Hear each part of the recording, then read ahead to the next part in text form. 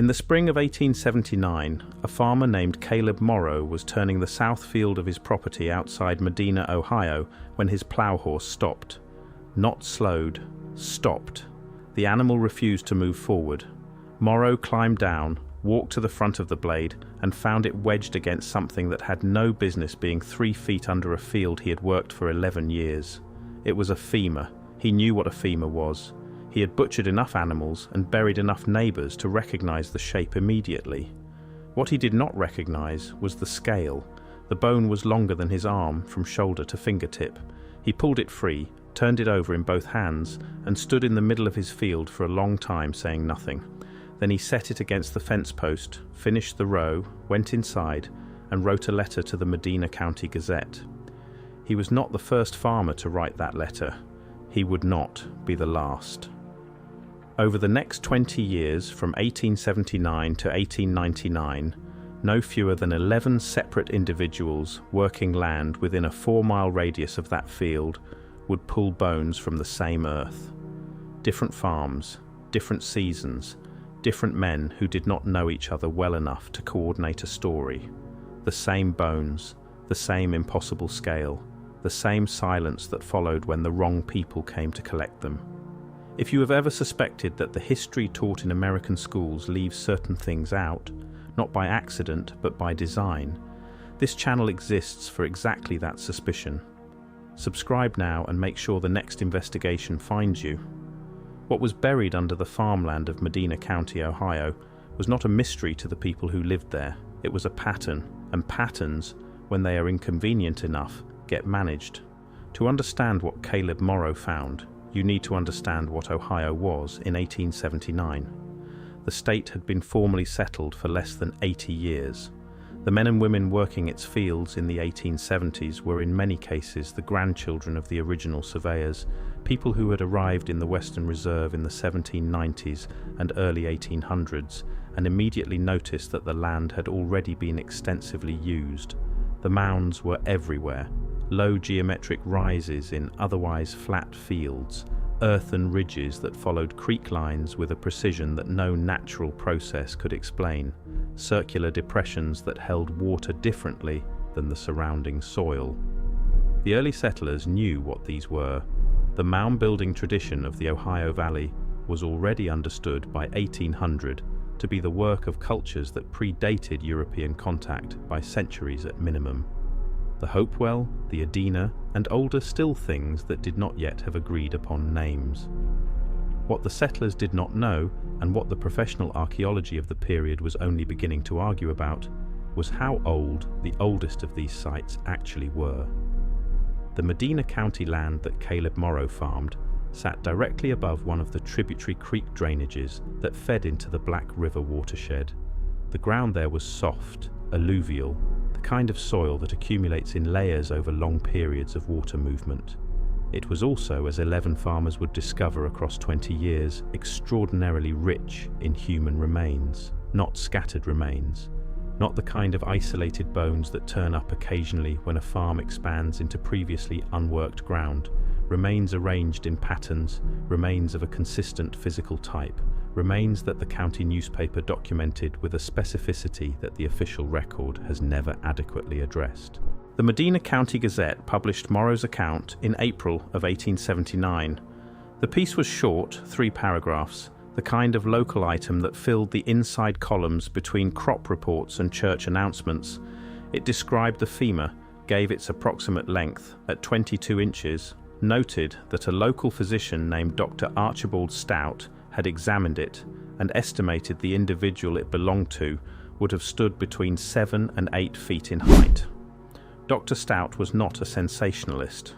He was a county physician who had practiced in Medina for 23 years.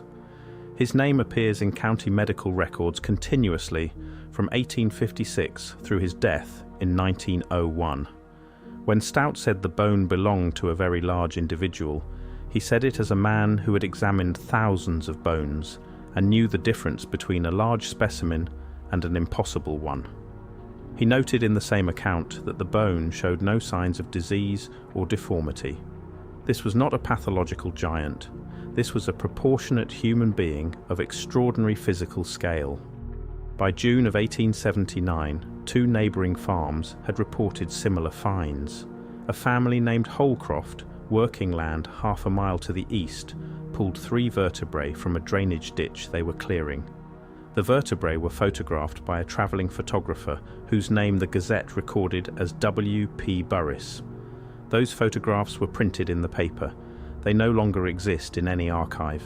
A third farm, owned by a widow named Ernestine Schell, produced a partial skull during the digging of a new root cellar.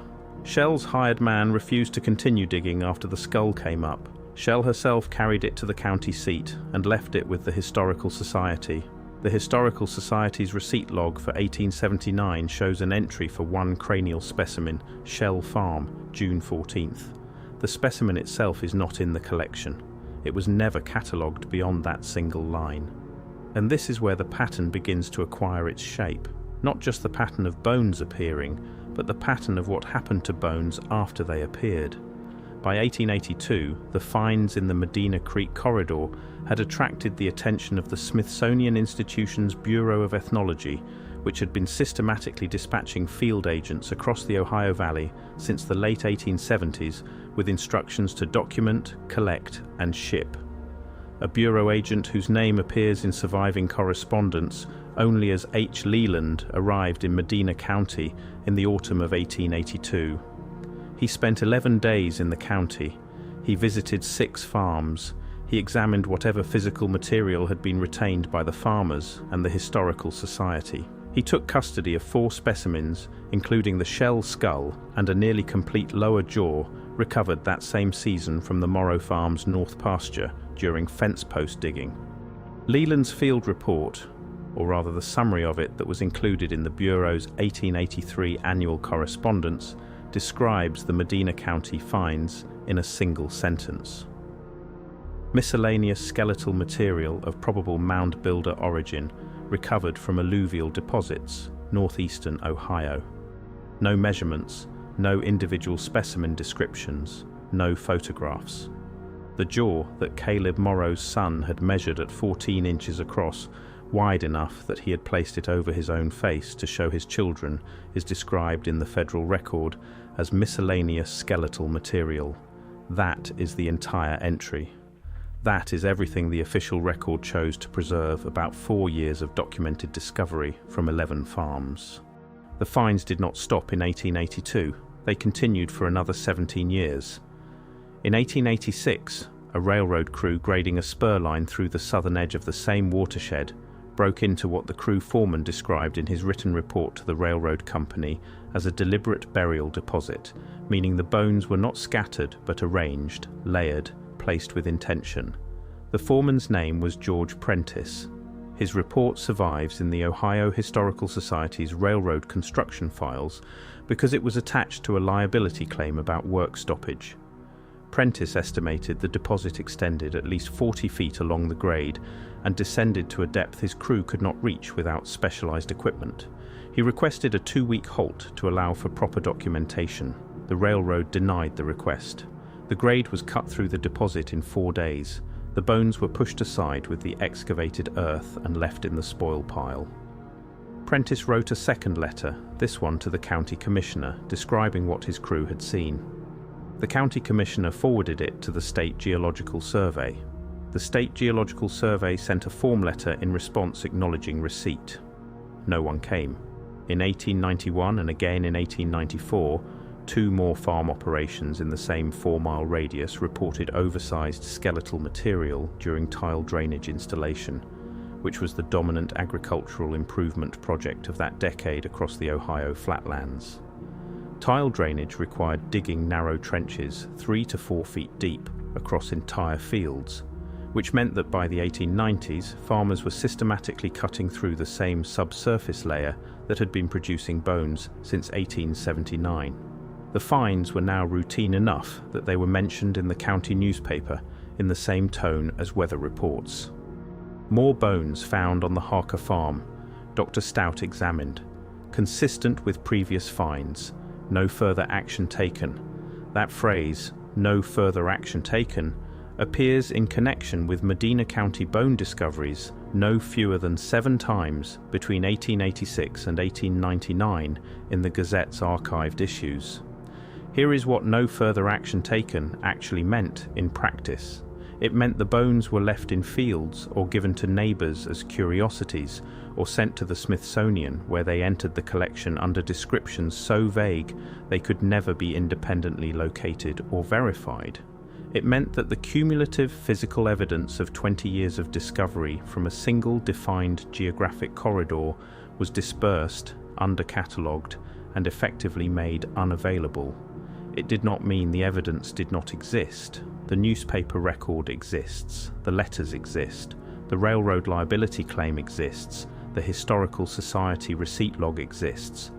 What does not exist is the physical material those documents describe.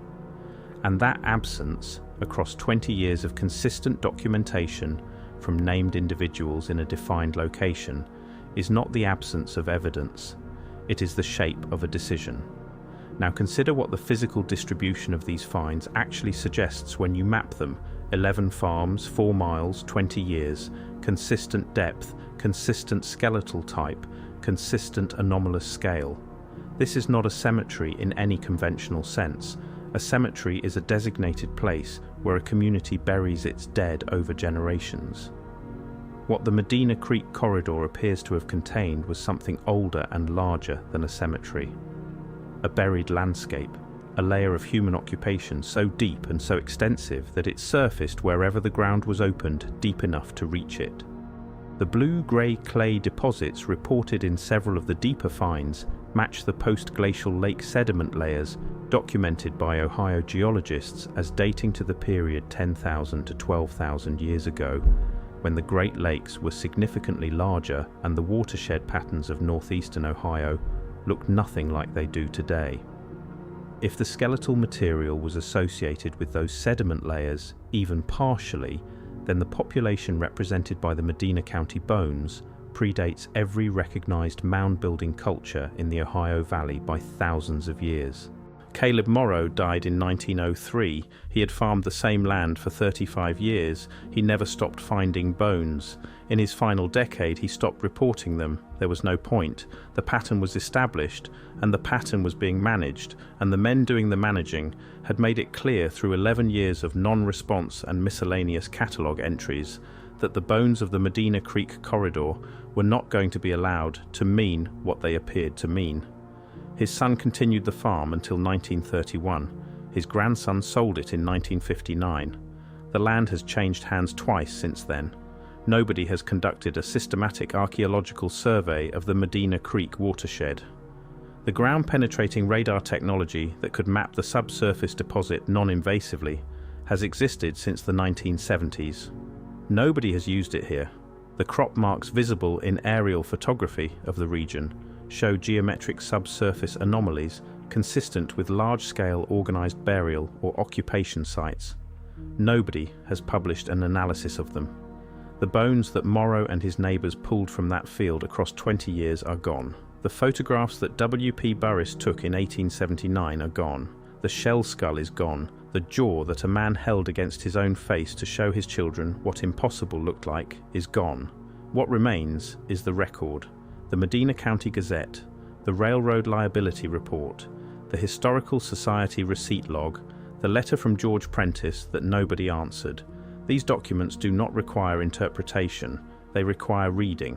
They describe in the plain language of working people who had no reason to invent what they were reporting, a human presence in the Ohio farmland so old and so physically distinct from anything in the official prehistory of this continent that the only institutional response was to collect the evidence and make it disappear.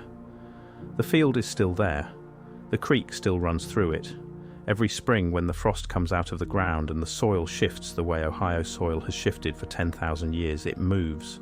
Something under that field is still waiting for someone to look at it the way Caleb Morrow looked at that femur in 1879, with both hands, with enough honesty to understand that what you are holding does not fit the story you were given, and with enough courage to refuse to put it down.